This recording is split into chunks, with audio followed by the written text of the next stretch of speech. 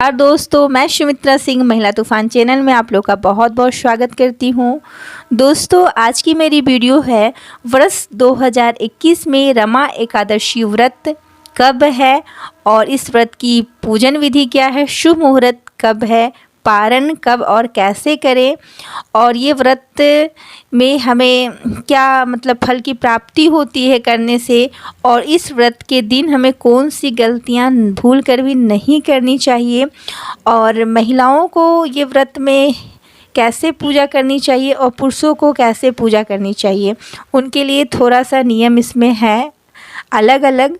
तो और भगवान विष्णु की पूजा इस व्रत में हम करते हैं तो उनके कौन से स्वरूप की हमें पूजा करनी चाहिए।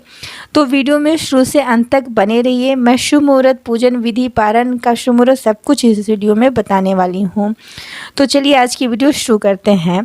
तो सबसे पहले हम जान लेते हैं कि ये व्रत जो है, यह व्रत जो है हर वर्ष कार्तिक मास के कृष्ण पक्ष में किया जाता है, मनाया जाता है और इस दिन विष्णु भगवान और लक्ष्मी माता की पूजा की जाती है। ऐसा मान्यता है या ऐसा माना जाता है कि इस व्रत को एकादशी का, रमा एकादशी का व्रत करने से हमारे सारे पाप नष्ट हो जाते हैं और हमें जीवन में हर सुख सुविधा की चीज़ें मिलती है और हमारा जैसे कामधेनु और चिंतामणि के समान हमें फल मिलता है।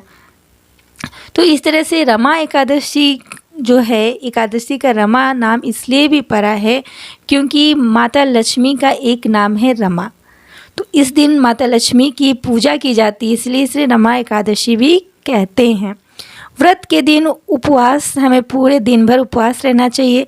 रात्रि में भजन करनी चाहिए, कीर्तन करनी चाहिए और जागरण करनी चाहिए और अगले दिन हमें सूर्योदय के बाद पारण करनी चाहिए। और अगर पारण की तिथि दी हुई है, समय दी हुई है, तो हमें उसी समय में पारण करनी चाहिए, तभी व्रत का संपूर्ण फल मिलता है। व्रत करना चाहिए तो पूरे नियम धर्म से करना चाहिए, अन्यथा नहीं करना चाहिए। तो व्रत त्यौहार जो भी करते हैं, पूजा पाठ, तो हमें पूरे नियम का पालन करना चाहिए। तो हर वर्ष में 24 एकादशी का व्रत होता है यदि मलमास ना हो तो। अगर मलमास हो जाता है तो 26 एकादशी हर साल, हर वर्ष का एकादशी का व्रत हो जाता है। तो रमा एकादशी के व्रत में भगवान विष्णु के केशव स्वरूप का पूजन किया जाता है और इसमें कौन सी कार्य हमें नहीं करनी चाहिए। तो तुलसी का जो पत्र होता है, पत्ता होता है, उसे नहीं तोड़ना चाहिए और भगवान विष्णु को अक्षत नहीं चढ़ाना चाहिए। अक्षत में जो चावल हम लोग चढ़ाते हैं भगवान विष्णु को, तो रमा एकादशी के व्रत में भगवान विष्णु को अक्षत के स्थान पे तिल चढ़ाना चाहिए। तो ये बहुत सारे लोग नहीं जानते होंगे, तो जान लें, उन्हें तिल चढ़ाएं अक्षत के प्लेस पे।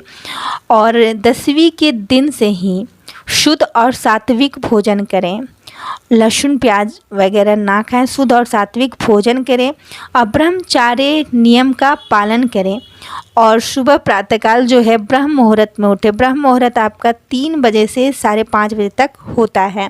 तो ब्रह्म मुहूर्त में आप उठें, स्नान करें। गंगा नदी का या नदी का स्नान बहुत ही शुभ माना जाता है कार्तिक मास में। तो एकादशी का व्रत रखने जा रहे हैं, पूरे दिन आपको उपवास रखना है, तो आप गंगा स्नान जरूर करें। अगर गंगा स्नान संभव ना हो तो गंगा का जो नदी का जो जल होता है उसे भी आप अपने पानी में मिलाकर अगर स्नान करते हैं तो गंगा स्नान का आपको फल प्राप्त होता है, मिल जाता है। तो इस तरह से अपने पानी में आप गंगा जल मिलाकर भी स्नान कर सकते हैं। और भगवान विष्णु की पूजा और माता लक्ष्मी की पूजा कैसे करनी है, तो आप स्नान करने के बाद जो है संकल्प ले इस व्रत का और उसके बाद आप पूजन करें। तो पूजन कैसे करनी है, तो पूजन में आपको चौकी लगानी है, उसके बाद उसमें एक पीला वस्त्र बिछाना है, उसमें भगवान विष्णु और लक्ष्मी माता की प्रतिमा स्थापित करनी है, रखनी है। उसके बाद भगवान का जो केशव का स्वरूप है उनका भी अगर कोई आपको फ़ोटो या तस्वीर मिलती है, प्रतिमा, तो उसे भी आपको रखनी चाहिए। और भगवान को अभिषेक, जल से अभिषेक करें। सबसे पहले जल चढ़ाएं, पंचामृत और गंगा जल चढ़ाएं उन्हें, फिर पीताम्बरी वस्त्र विष्णु भगवान को पीला वस्त्र बहुत पसंद है, तो पीला वस्त्र उन्हें चढ़ाएं, अर्पित करें। फिर तिल चढ़ाएं, उन्हें तिल चढ़ाएं और रोड़ी लगाएं। रोड़ी के जगह पे आप चंदन का भी उपयोग कर सकते हैं, चंदन लगाएं भगवान विष्णु को, और तिल चढ़ाएं, अक्षत नहीं। और तुलसी दल अर्पित करें। भगवान विष्णु की पूजा कर रहे हैं तो आपको तुलसी दल अर्पित करना चाहिए। और पुष्प में आपको पीला पुष्प चढ़ाना चाहिए, कमल का भी पुष्प मिले तो आप उसे चढ़ा सकते हैं।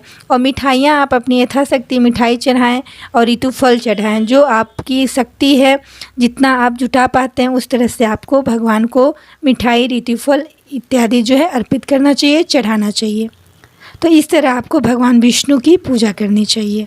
और आपको कुछ मुद्रा भी दक्षिणा में देनी चाहिए। और पूंगी फल, तांबूल भी चढ़ाना चाहिए। पूंगी फल मीन्स सुआ की सुपारी, पान पत्ता वगैरह भी चढ़ानी चाहिए। और माता लक्ष्मी की पूजा कैसी करनी है आपको, तो माता लक्ष्मी को महिला जो है वो सिंदूर लगा के पूजा करे, सिंदूर लगाए। और जैसे विष्णु भगवान की पूजा होती है वैसे ही माता लक्ष्मी की पूजा करनी है। विष्णु भगवान को चंदन और तिल चढ़ाना है, अक्षत नहीं चढ़ाना है।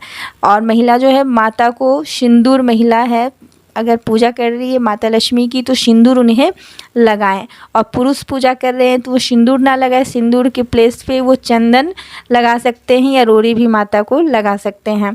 और नारियल आप ज़रूर चढ़ाएं। जो भी महिला पुरुष पूजा कर रहे हैं तो माता को नारियल चढ़ाएं। नारियल चढ़ाना बहुत शुभ माना जाता है एकादशी में, तो आप नारियल चढ़ाएं। उसके बाद एकादशी का कथा आपको ज़रूर सुननी चाहिए और सुबह शाम पूजा करना चाहिए, आरती करना चाहिए। तो इस तरह से आपका पूजन विधि है, आपको पूजा करनी चाहिए। अब है कि ये किस दिन है, तो रमा एकादशी का व्रत जो है 1 नवंबर को है या 2 नवंबर को है 2021 वर्ष में। तो 1 नवंबर 2021 को सोमवार के दिन रमा एकादशी का व्रत है और उसी दिन आपको उपवास रखना है। अगर आप पूरे दिन उपवास नहीं रख सकते हैं, कुछ अस्वस्थ हैं या कुछ दिक्कत होती है, तो आप एक टाइम फलाहार भी कर सकते हैं, कोई दिक्कत नहीं है। और 31 अक्टूबर सुबह 2:58 से ही मतलब कि ये एकादशी का जो व्रत है का जो समय है, कृष्ण पक्ष तिथि का जो समय है वो प्रारंभ रविवार से ही हो रहा है। 31 अक्टूबर रविवार के दिन में 2:58 से प्रारंभ हो रहा है।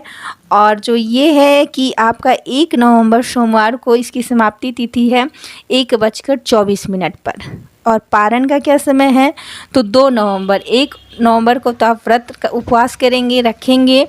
और 2 नवंबर को सुबह पारण का सही समय जान लें, क्योंकि व्रत करते हैं तो सही समय से ही आपको व्रत करना चाहिए और पूजन सही मुहूर्त में करनी चाहिए और पारण भी। तो पारण 2 नवंबर को सुबह आपका 6:34 से 8:46 के बीच में आपको पारण कर लेना है। और पारण में कौन सी चीज़ का आपको यूज़ करना है, क्या खाना है, तो तुलसी दल से पारण करें, बहुत शुभ माना जाता है। तो तुलसी दल से ही आपको रमा एकादशी का व्रत जो है पारण करना है और व्रत खोलना है। और इंद्र योग जो है वो रात्रि में 9:04 पे बन रहा है। और राहु काल का भी समय है, तो राहुल काल का समय है 7:21 से 8:45 तक। तो इसमें क्या है कि आपको कोई भी अच्छा काम नहीं करना है। और एक मैं बात बता दूं कि 1 नवंबर को रमा एकादशी का व्रत है और इस दिन जो है गृह प्रवेश का शुभ मुहूर्त है। कोई भी अगर अपना घर परिवर्तन करना चाह रहे हैं, चाहे वो रेंट में ही किसी दूसरे घर में प्रवेश करना चाह रहे हैं या अपना घर बनाकर गृह प्रवेश करना चाह रहे हैं, तो 1 नवंबर का दिन जो है बहुत ही शुभ और लाभकारी है। तो आप 1 नवंबर को अपना गृह प्रवेश पूजा पाठ करवा सकते हैं। और जो भी ये व्रत करते हैं तो उसमें आपको विशेष ध्यान रखना है कि महिलाओं का सम्मान करें और उनका आदर करें, क्योंकि माँ लक्ष्मी की पूजा इस दिन होती है। तो जिस घर में महिलाओं का सम्मान नहीं रहता वहाँ माता लक्ष्मी जो है रुष्ट हो जाती है, ऐसी मान्यता है। तो महिलाओं का खास इस दिन सम्मान करें और ध्यान दें और ईर्ष्या द्वेष की भावना ना रखें और दान पुण्य करें। इस दिन दान पुण्य करने का भी अपना ही एक फल पुण्य मिलता है। और कोई भी अगर याचक दरवाजे पे आ जाए तो उसे निराश होकर ना भेजें, उसे कुछ भी दान स्वरूप अन्न दें। अन्नदान जो है महादान कहा जाता है, अन्न दें और या मुद्रा पैसे आप कुछ भी दें, खाली हाथ ना भेजें।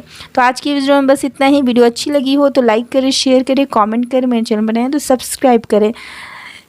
जय माता दी, जय विष्णु भगवान, ओम हरि ओम।